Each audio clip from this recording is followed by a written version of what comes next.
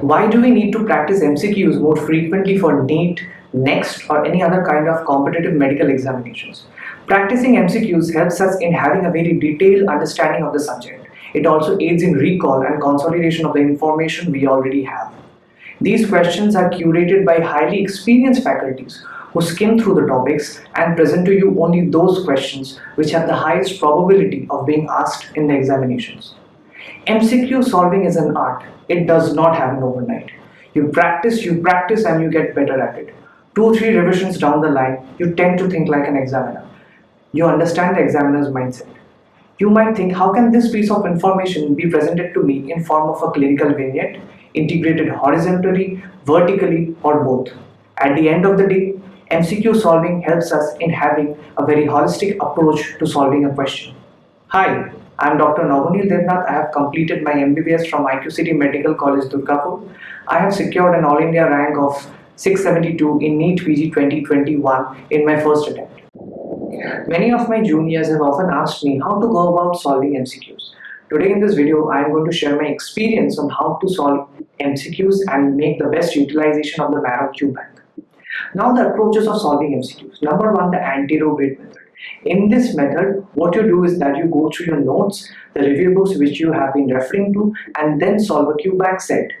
Now you will get more number of questions correct in the first attempt, and also you will get to know that if you are being able to apply that concept while solving the problem or not. But it will cause less retention and less prioritization of topics. So here comes the retrograde method. In this method, what you do is that you solve a QBank and then you go to the theory. You might get a lot of questions wrong in the first time, but it will help in more retention and more prioritization of topics the next time you go through the notes. So my advice would be, for the first revision, go for the Anterograde method, and for the second revision, go for the retrograde method. I have also received some questions like, when should we start practicing MCQs? As soon as possible. There is no better day to start practicing MCQs than today. For second year students, third year students and final year students, make sure you're practicing at least 50 to 100 MCQs every day. Believe me, at the end of the year when you're appearing for NExT, you will be ahead of your peers. For interns and post-interns, you should practice at least 400 to 500 questions every day to stay at the top of your game. Now, some people have asked me, how many revisions are required for NEET PG 2022 or any kind of competitive examinations? The minimum number of revisions that you require is 3. I have given 5 revisions in a span of 1.5 years. Moreover, I have given around 60 to 65 GTs across all platforms. So if you sum it up, it is more than 1 lakh MCQs in a span of 1.5 years. Considering the dates of NEET PG have been postponed to 21st May, I would recommend having at least 3 revisions more in these 100 days, in a set of 45 days, 30 days and 15 days. Coming to the next question, can QBank replace your set of notes? The answer is a big fat no. When you watch videos and write it down, you are having the visual stimulus, the auditory stimulus, you're receiving a whole lot of information, your brain is processing it and you are writing it down in your own handwriting. It helps us in having a visual representation of the information. Suppose the gene mutation in APC is located in 5q and that might be written in the right hand top corner of your page. You should always have a good set of notes which you can go back to and refer. Now some people have been asking me, I haven't completed dermatology, psychiatry, anesthesiology or any kind of subject. What I would recommend you to do is go through the revision videos first and then solve the MCQs. And I know that MARROW has already provided you a PDF of all the revision video notes. Now you might say, I have a very hectic internship, then switch to intern mode. Even if you do not have time to do that, what you can do is that solve custom modules using the filters of AIMS, NEET PG, problem and clinicals. This will help you sort out the questions which are clinical vignette based and which have been repeated in the previous entrance examinations. Next important question is, do we need to read the whole explanation given in the solution of an MCQ?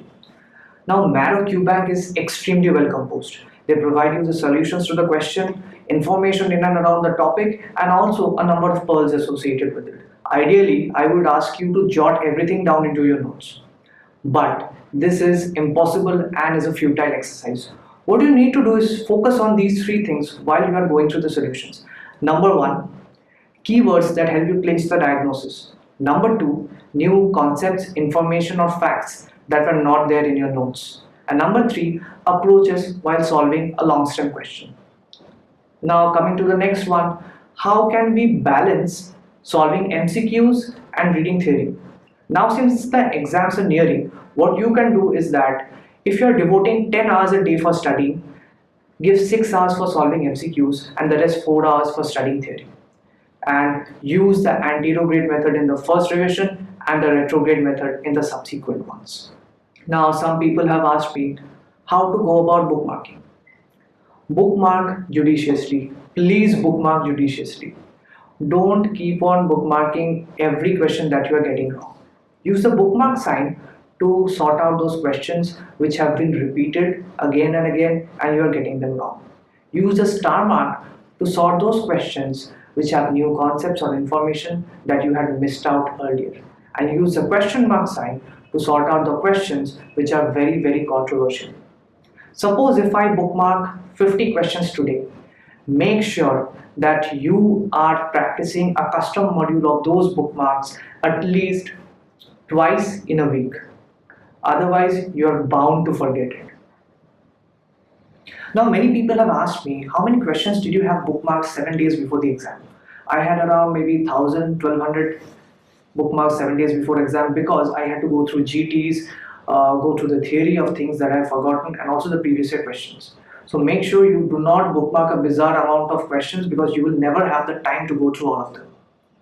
Now coming to the most important question, which QBank should I follow? All QBanks are good with good subject coverage and prioritization of topics, but MARROW is ahead of others. Right from question framing to solutions, it is excellent. And also in the technical part, the UI is flawless with no glitches at all. And the only drawback is the explanations are very, very lengthy sometimes. With every passing year, NEET PG is getting more and more competitive. You will be competing against the smartest minds of this country. And how do you beat them? You beat them with time and effort. Get out of your comfort zone, because comfort is a greater threat to progress than hardship. If I could do it, so can you. Till then, keep studying, keep learning. See you at work.